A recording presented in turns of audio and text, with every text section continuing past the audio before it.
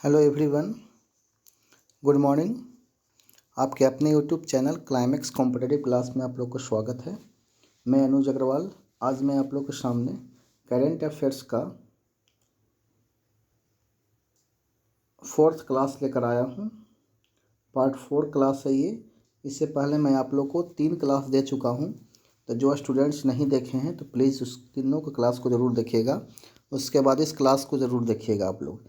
ये क्लास मैं आपको प्रत्येक मॉर्निंग में 6 बजे से अपलोड करता हूँ, इसलिए आप लोग इस क्लास को प्लीज़ ज़रूर देखिएगा प्रत्येक मॉर्निंग में, ठीक है।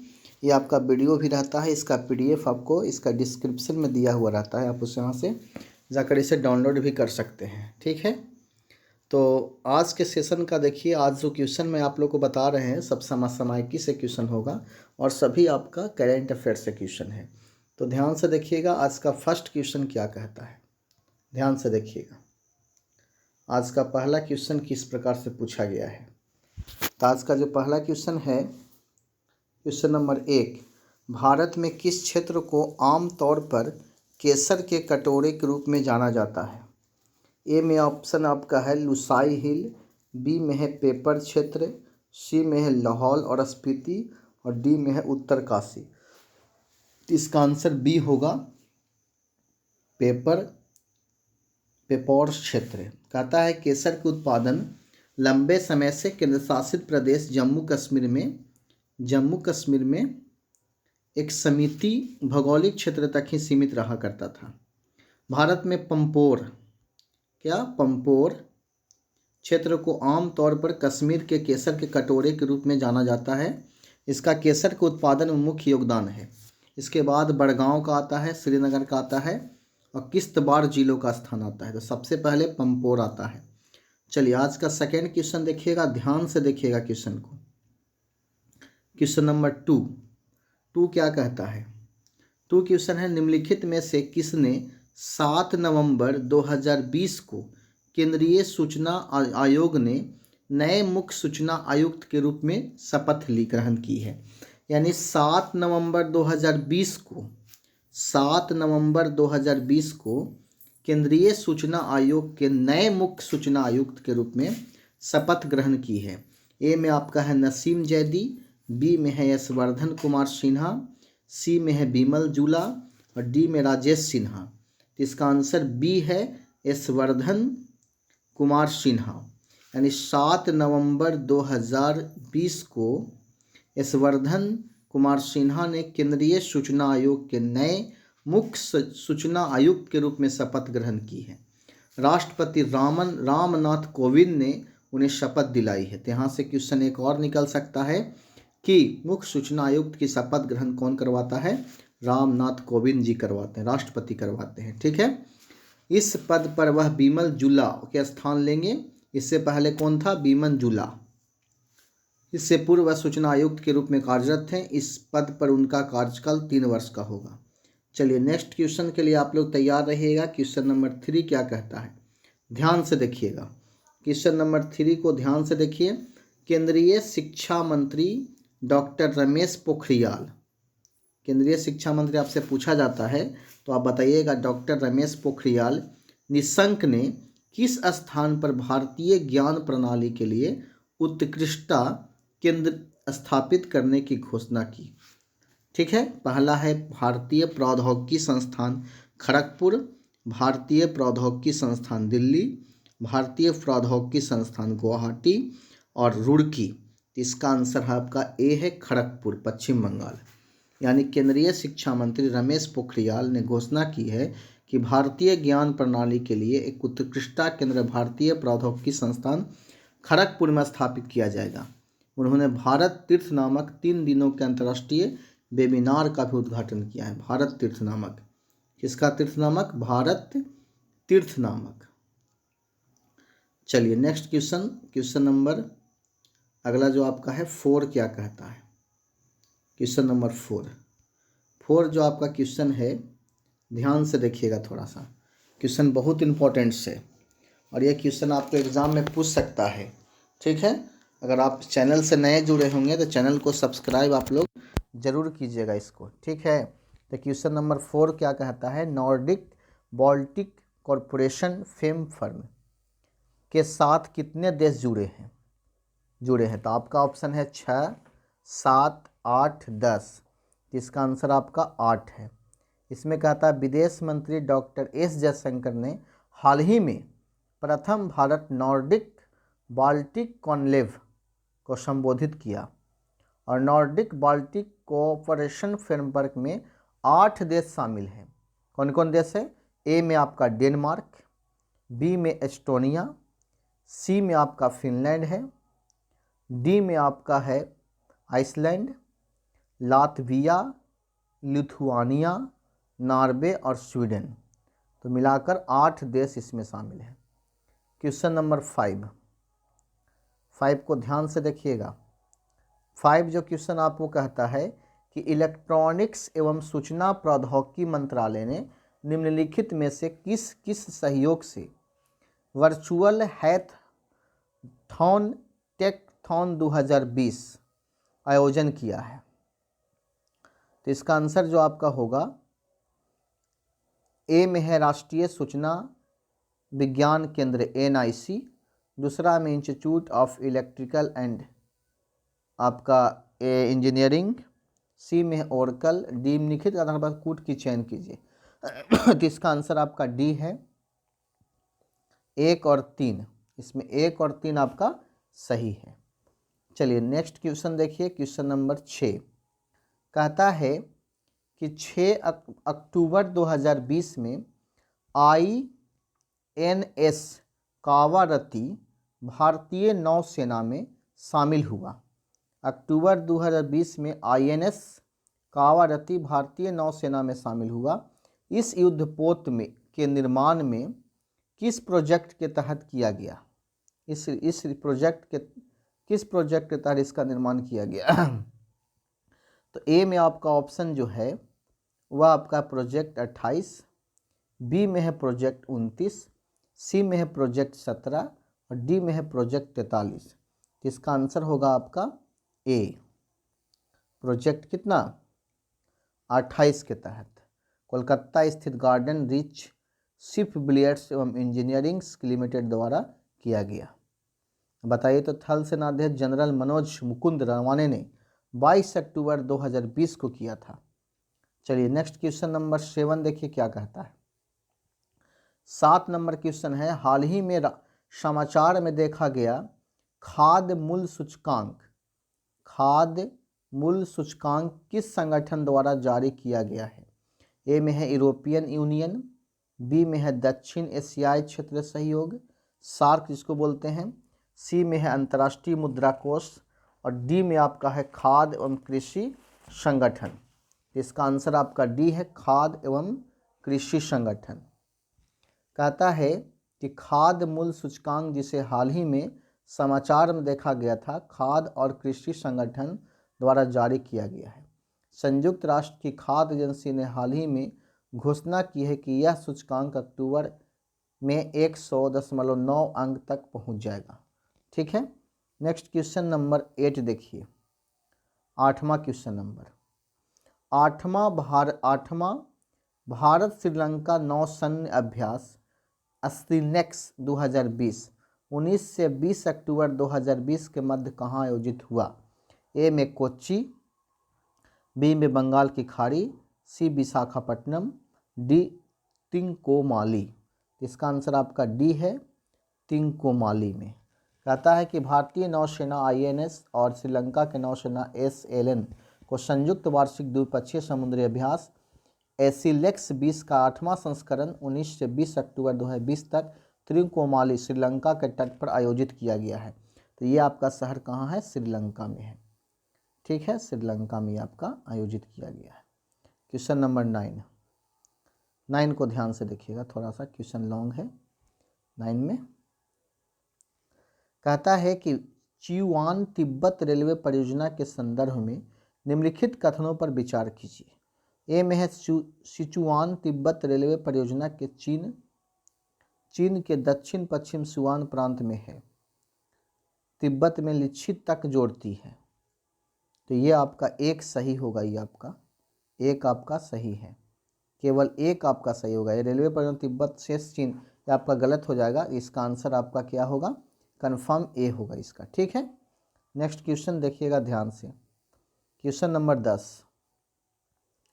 10 क्या कहता है, अभी हाल ही में तंजानिया में राष्ट्रपति के पद की शपथ किसने ली। बहुत इंपॉर्टेंट क्वेश्चन। हाल ही में जो 5 नवंबर 2020 को शपथ हुआ था, हाल ही में तंजानिया में राष्ट्रपति के पद के रूप में शपथ कौन ली। तो आंसर इसका है जॉन पोम्बे मांगुफुली, तंजानिया का राष्ट्रपति बने हैं। ये दूसरे कार्यकाल के लिए बने हैं, इससे पहले भी यही थे। इनका शपथ ग्रहण हुआ 5 नवंबर 2000 को।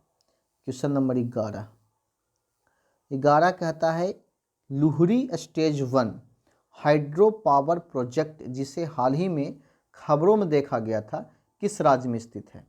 Luhri stage 1 hydro power project जिसे हाल ही में खबरों में देखा गया था, किस राज्य में स्थित है।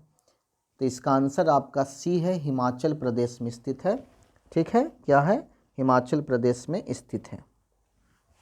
और इसे सालाना 758.20 मिलियन यूनिट बिजली पैदा करती है इससे। अगला क्वेश्चन आपसे है क्वेश्चन नंबर 12। क्वेश्चन नंबर 12 को देखिएगा क्या कहता है। 12 जो आपका क्वेश्चन है, 12 नंबर ध्यान से देखिएगा। 12 जो है world economic forum report the future of jobs report 2020 के विषय में निम्नलिखित में से कौन सा कथन सत्य है। तो कथन सही आपको चुनना है। ए में देखिए 43% व्यवसाय ने प्रौद्योगिकी एकीकरण के लिए अपने कार्य बल को कम करने का संकेत दिया, ये आपका सही है।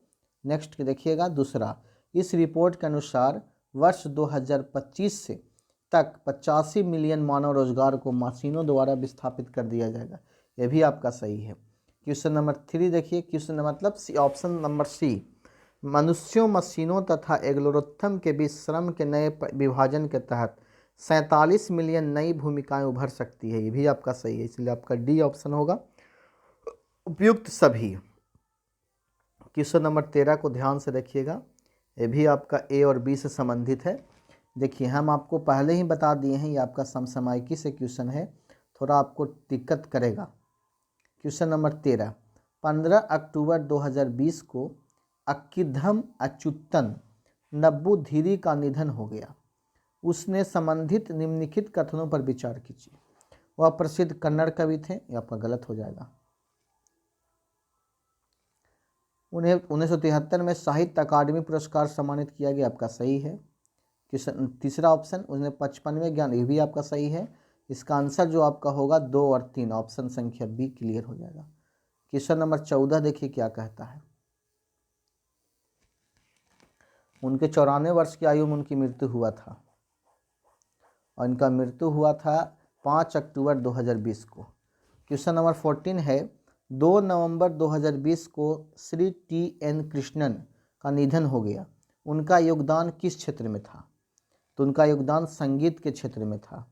भारत के महान संगीतज्ञ TN कृष्णन को हाल ही में 92 वर्ष की अवस्था में मृत्यु हुई है, और जो उनका निधन चेन्नई में हुआ था। उनका जन्म केरल में हुआ था और 1940 के दशक के शुरुआत में चेन्नई में स्थानांतरित हुए।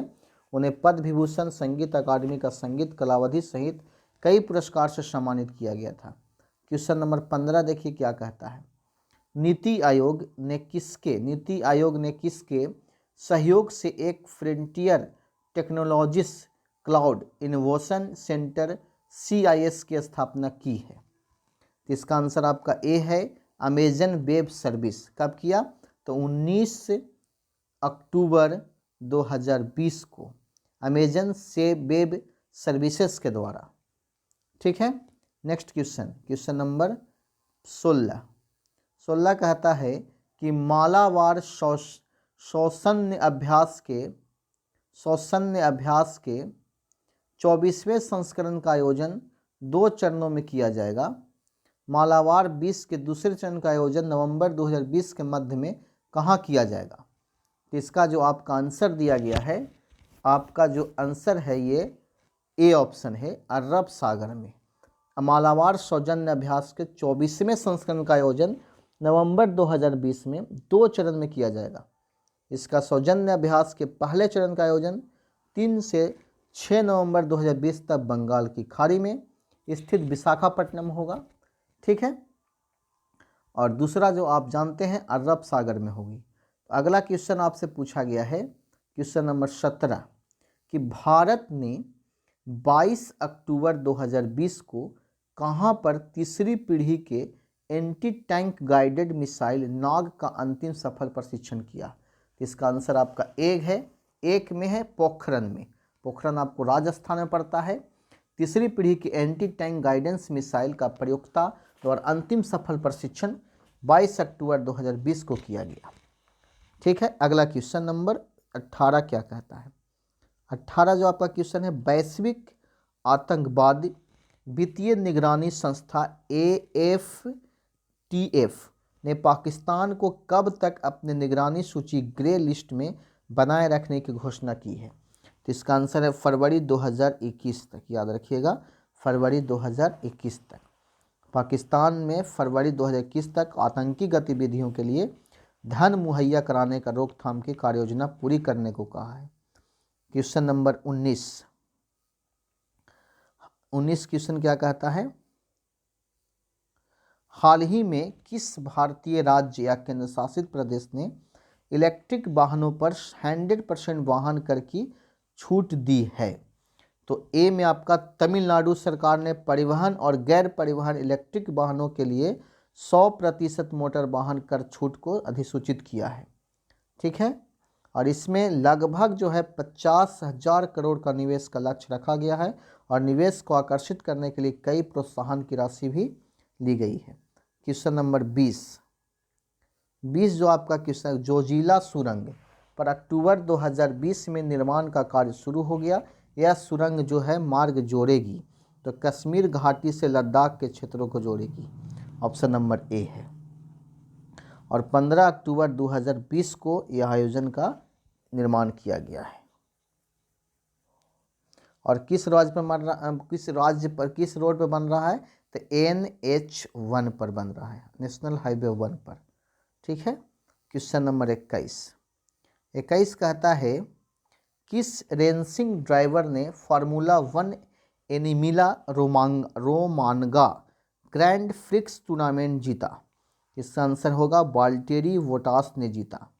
British racing driver Lewis Hamilton ने हाल ही में फार्मूला 1 एमिलिना रोमांगा ग्रैंड प्रिक्स टूर्नामेंट जीता है, ठीक है, 2020 में, ठीक है। अगला क्वेश्चन नंबर 22 क्या कहता है कि भारत सरकार के किस मंत्रालय द्वारा लाइफ इन मिनिस्चर परियोजना की शुरुआत की गई? तो इसका आंसर आपका सी है, सांस्कृतिक मंत्रालय द्वारा शुरू किया है। केंद्रीय सांस्कृतिक और पर्यटन राज्य मंत्री स्वतंत्र प्रभार कौन लिए है? श्री प्रहलाद सिंह। आपसे पूछा जाता है कि कौन मंत्री हैं, तो प्रहलाद आपका होगा, प्रहलाद सिंह पटेल ने वर्चुअल तरीके से लाइफ इन मिनिस्चरी परियोजना को 22 अक्टूबर 2020 को शुरुआत की। क्वेश्चन नंबर 23 कहता है, हाल ही में किस ई कॉमर्स कंपनी ने mobile gaming startup make mocha का अधिग्रहण किया? Mobile gaming startup make mocha का अधिग्रहित किया। इसका आंसर आपका डी है, फ्लिपकार्ट ने हाल ही में mobile gaming startup make mocha का अधिग्रहण किया है, जो पहला लाइव सोशल गेमिंग प्लेटफॉर्म है। Question number 24। आज 30 क्वेश्चन हम आप लोग को बता रहे हैं। 24, उत्तर प्रदेश में जटायु गिद्ध संरक्षण केंद्र कहाँ स्थापित किया जा रहा है? तब महाराजगंज के नाम जानते होंगे। यहीं आपका उत्तर प्रदेश के मुख्यमंत्री योगी आदित्यनाथ ने 7 अक्टूबर 2020 को वन्य प्राणी सप्ताह 2020 के समापन अवसर पर वर्चुअल माध्यम से उत्तर प्रदेश में स्थापित किए जाने वाले जटायु गिद्ध संरक्षण केंद्र का शिलान्यास किया है। यह केंद्र महाराजगंज में स्थापित किया जा रहा है। क्वेश्चन नंबर 25 कहता है डिजिटल इनोवेशन के माध्यम से सामाजिक चुनौतियों से निपटने के लिए नीति आयोग ने 19 अक्टूबर 2020 को किसके साथ मिलकर frontier technology cloud innovation centre CIC की स्थापना की घोषणा की है? तो इसका आंसर बी है Amazon web services AWS। Question number 26 को देखिएगा। अक्टूबर 2020 में portraits of power half a century of being at ringside नामक पुस्तक का अनावरण किया गया। यह पुस्तक किस भारतीय नौकरशाह द्वारा लिखी गई है? तो इसका आंसर बी है NK सिंह के द्वारा। यानी अक्टूबर 2020 में भारतीय नौकरशाह NK सिंह द्वारा portraits of power half a century of being at ringside नामक पुस्तक का अनावरण किया गया और यह पुस्तक NK सिंह के जीवनी है जिसे रूपा प्रकाशन द्वारा प्रकाशित किया गया है। कौन प्रकाशन द्वारा? रूपा प्रकाशन। इसको भी आप लोग याद कर लीजिएगा। क्वेश्चन नंबर 27 केंद्रीय सड़क परिवहन राजमार्ग और सूक्ष्म लघु एवं मध्यम उद्योग MSME मंत्री श्री नितिन गडकरी ने 20 अक्टूबर 2020 को देश के पहले मल्टी मॉडल लॉजिस्ट पार्क की आधारशिला कहाँ रखी? तो इसका आंसर आपका ए है असम के जोगीघोपा में मल्टी मॉडल लॉजिस्ट पार्क की आधारशिला रखी है। कौन? नितिन गडकरी ने। जिसमें आपका खर्च बताया गया है 693.97 करोड़ की लागत है और इसमें 35 मल्टी मॉडलिस्ट पार्क बनाए जाएंगे।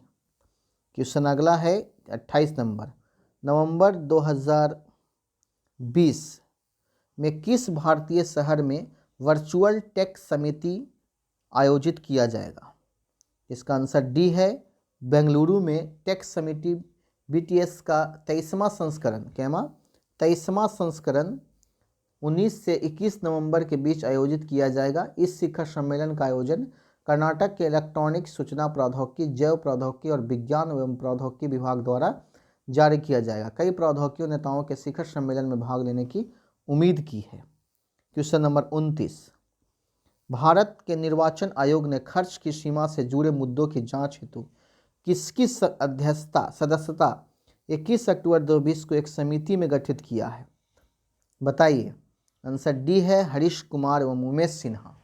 21 अक्टूबर 2020 को भारत निर्वाचन आयोग ने खर्च की सीमा से जुड़े मुद्दों की जांच के लिए एक समिति का गठन किया।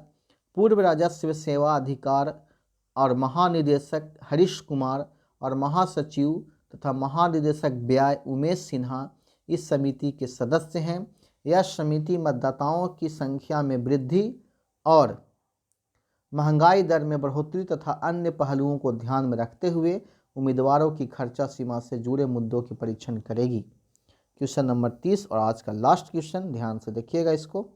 कहता है किस सोशल मीडिया प्लेटफॉर्म को national payments corporation of India NPCI से UPI मार्केट में प्रवेश करने की मंजूरी मिल गई है? तो व्हाट्सएप से।